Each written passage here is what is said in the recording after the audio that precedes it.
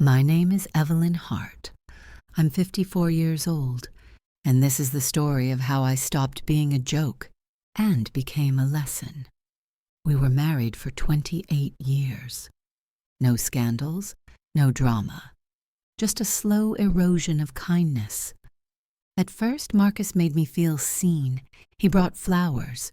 He said I was elegant, that my mind was sharp, that I made any room better. But somewhere between year 15 and year 20, something shifted. The compliments stopped, the looks faded, and in their place came jokes. It started small. At dinner parties, he'd say, "Evelyn used to be wild, but now she's more like NPR, calm, predictable, and always on in the background." Everyone would laugh. I'd smile too.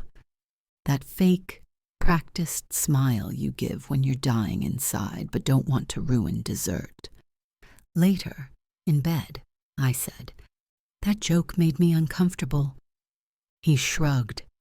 "Oh, come on, people thought it was funny. Lighten up." That became his refrain for years. Lighten up. Don't be so sensitive. It's just a joke. But the jokes got worse. He joked about my weight when I hit menopause. He joked about my boring hobbies when I started volunteering at the library. He joked about my sex drive, about how I used to be spicy, but now I was room temperature soup. And he did it publicly, dinner parties, work events, even my own 50th birthday, in front of our daughter. It wasn't just what he said. It was how he said it, smiling, charming, like I was in on it. But I wasn't. The final straw was a fundraising gala. Marcus was on the board. I came in a navy dress I'd chosen carefully. Felt good for once. Put in effort. He gave a speech, thanked the donors, then added, and of course my lovely wife, Evelyn. She's been by my side since before I had decent hair or a working coffee maker, still just as supportive, still just as patient, and still just as confused about how to use a GPS or send a PDF. The crowd laughed. I laughed too, but something inside me snapped. I looked around the room. Faces smiling, eyes not on me, but through me. That's when I realized I had become his punchline, his way to shine brighter, by dimming me, and I'd let him. That night, I didn't cry. I lay in bed next to him, his breath deep and even, and I thought, "You just made your last joke at my expense." He had no idea, because real revenge, it never starts with a bang. It starts in silence. The next morning, I made his favorite breakfast, over easy eggs, toast with jam, black coffee. "You're in a good mood," he said. "Just happy," I smiled. "You were so funny last night. Everyone loved it." He beamed, and I committed that face to memory, because it would be a long time before I saw it again. I didn't confront him, didn't ask for an apology, didn't threaten divorce. I just began watching. Marcus was a partner at a local consulting firm, Hart and Sloan. It was half his identity. The other half was the attention he fed on at social events, fundraisers, golf clubs. What most didn't know, the firm was not doing well. They had overextended, taken bad contracts, fired key staff. Marcus never mentioned it to me, but I noticed things. Fewer client calls, tense emails, a sudden interest in investing in crypto. So I started asking questions, quietly, smartly. I reached out to an old friend, Vanessa, who worked in corporate litigation. Hypothetically, I said, if someone was a silent shareholder in their spouse's business, and that business was in trouble, What could they do? She raised an eyebrow. Depends. Depends on what they want, to fix it or to watch it burn. Let's say the second one. Vanessa smiled. For years, Marcus had used my name and credit to bolster business loans. He thought I wasn't paying attention. I was now. I pulled our financial records, found every paper I'd signed without reading, and read them. Turns out, I owned more of the company than he let on. He assumed I didn't understand, didn't care. He was wrong. Next, I started documenting. Every cruel comment, every public insult, every moment that could later prove emotional abuse.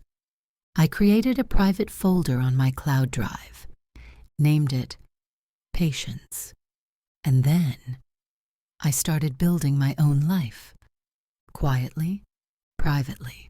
I took online classes in nonprofit leadership, started consulting part-time for a women's recovery center, met people, rebuilt a network that had eroded in his shadow. I didn't post about it, didn't brag. I just grew. At home, I became even more agreeable. Let him believe I was still sweet Evelyn, still soft, still sleepy, still harmless. And Marcus, predictable, arrogant Marcus, leaned into the illusion. He got bolder with his jokes, started cutting me off mid-sentence in front of guests. Once he even said, "Evelyn's not the type to hold a grudge. She can't hold a grudge. She forgets why she was mad 5 minutes later." Everyone laughed, including me. But my hand clenched tight around my wine glass, not from rage, from focus. One night, I found out he was messaging a woman from his gym. Nothing explicit, yet. Just friendly comments with too many emojis and too little respect. I didn't confront him. I just forwarded the messages to my folder. He had no idea I was watching, and that's what made it work. Real power doesn't announce itself. It waits. By our 29th anniversary, I had everything I needed. I had a documented trail of emotional abuse, partial ownership, and proof of misused finances, a growing independent income, a support network Marcus didn't even know existed. All I needed now was timing. It came in the form of an invitation. Marcus was being honored by the Chamber of Commerce. Business Leader of the Year. A dinner, a stage, a speech, a press release. He was thrilled. "You should get something nice to wear," he said.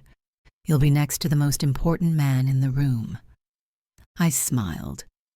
I already have something perfect. The night of the event, I wore a deep burgundy dress. Classic, clean, powerful. Not for him. For me. He gave his speech. Talked about innovation, leadership, trust. All the words he never practiced at home. He ended with, "And of course my wife, Evelyn, who keeps me grounded, or at least tries to. If she could ever learn how to open a spreadsheet." Laughter. But not as much as usual. Something shifted. The room chuckled, but it didn't feel warm. It felt awkward, because people had started to notice. Not just that night.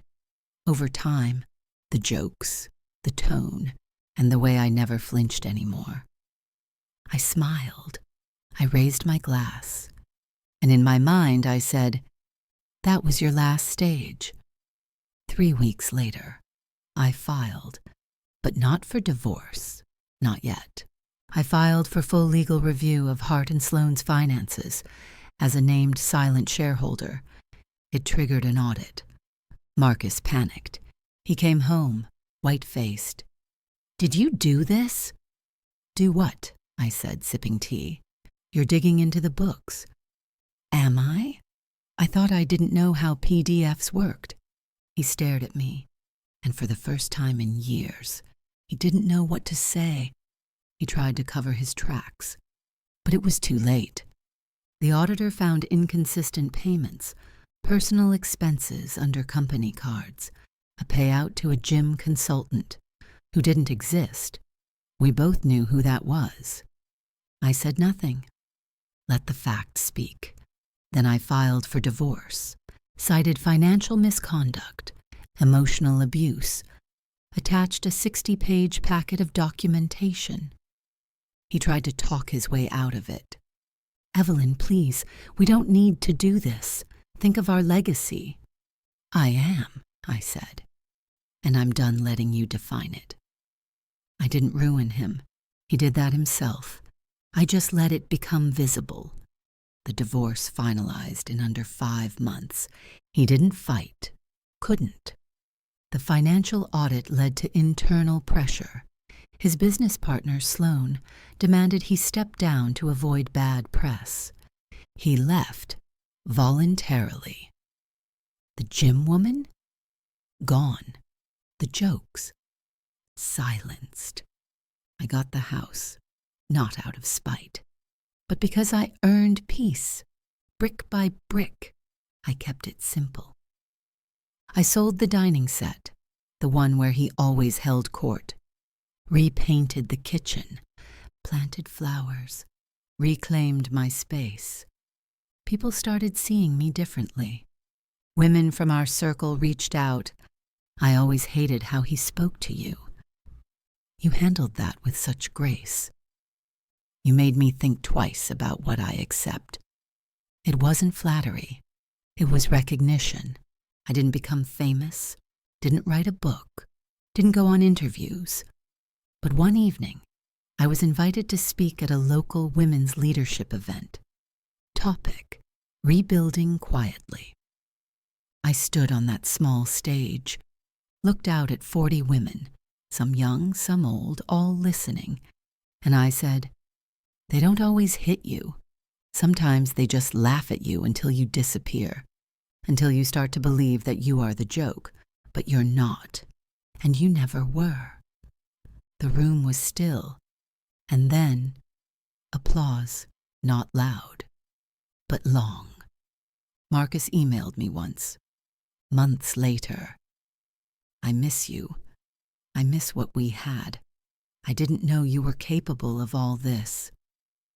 I didn't respond, because I wasn't doing it to show him. I was doing it to find me. Now, I run a mentorship program. Help women navigate career pivots, abusive dynamics, quiet survival. I date, occasionally.